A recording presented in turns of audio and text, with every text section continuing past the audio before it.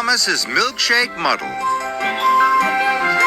Once a year, the children of Sodor are all invited to a special summer party. There was to be ice cream and cake for everyone.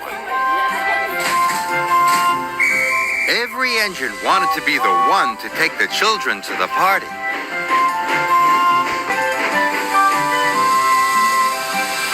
On the day of the party, Sir Topham Hatt came to Tidmouth Sheds.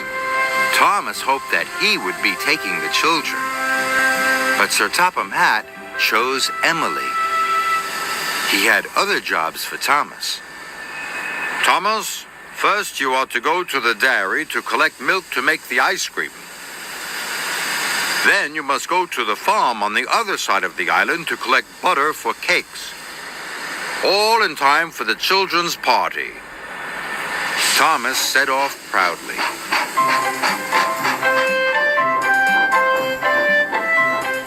When Thomas arrived at the dairy, the manager told him he was to take the milk churns to the ice cream factory.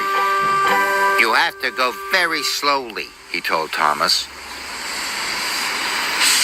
So Thomas steamed carefully away.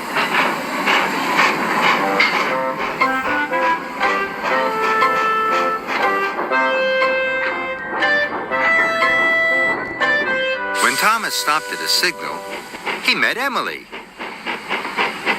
Hello, slow coach, she whistled. I'm not being a slow coach, huffed Thomas. I'm being reliable. If you weren't a slow coach, Emily sniffed, Sir Topham Hatt would have given you my job. I'm fast and I'm reliable. That's why I'm taking the children. Emily looked very pleased with herself. This made Thomas cross. I can be as fast as you, he huffed.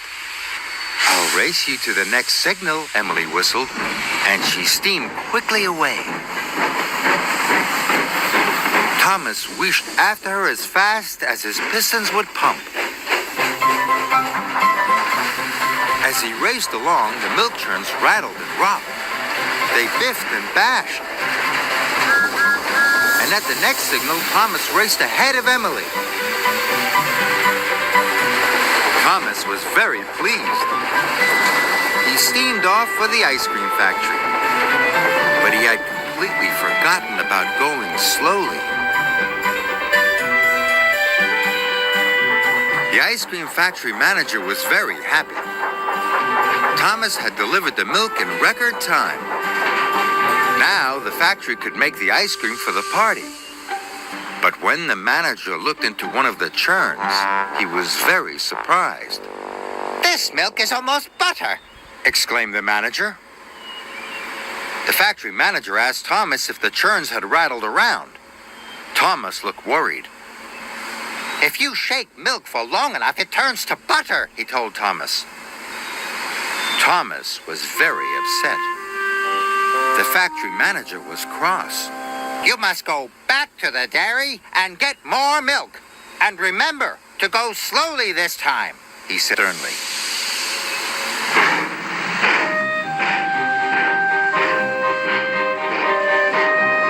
Thomas steamed back to the dairy as fast as he could.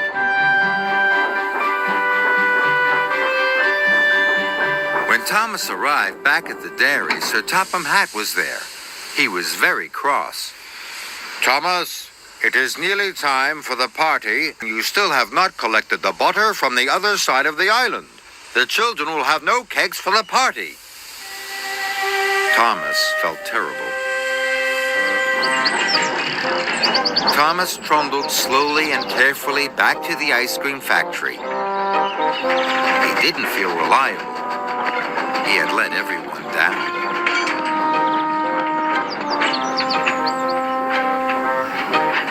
When he finally arrived with the milk, the manager told Thomas to take the old churns back to the dairy.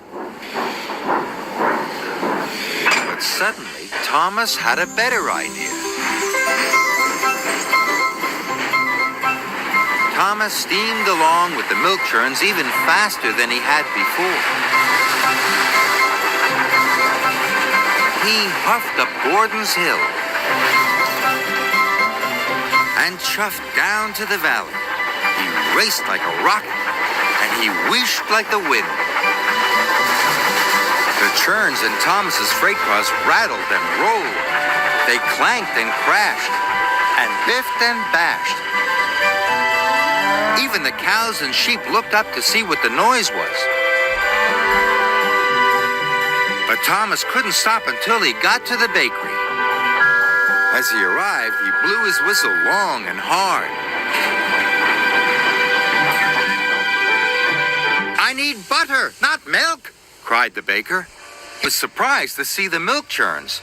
"Look inside the churns," tooted Thomas. The baker couldn't believe his eyes. The almost butter was now butter, enough to make all the cakes for the party. Sir Topham Hatt heard what Thomas had done. He came to see him. Thomas thought Sir Topham Hatt would be cross. He was very worried. But Sir Topham Hatt smiled. "Thomas, you have saved the children's party," he boomed. "So today, that makes you the most reliable engine on the whole of Sodor." And later, Thomas had his most important job yet. As guest of honor at the children's party. There was lots of ice cream and plenty of cakes. Everyone had a wonderful time. The children cheered for Thomas. Thomas felt very proud.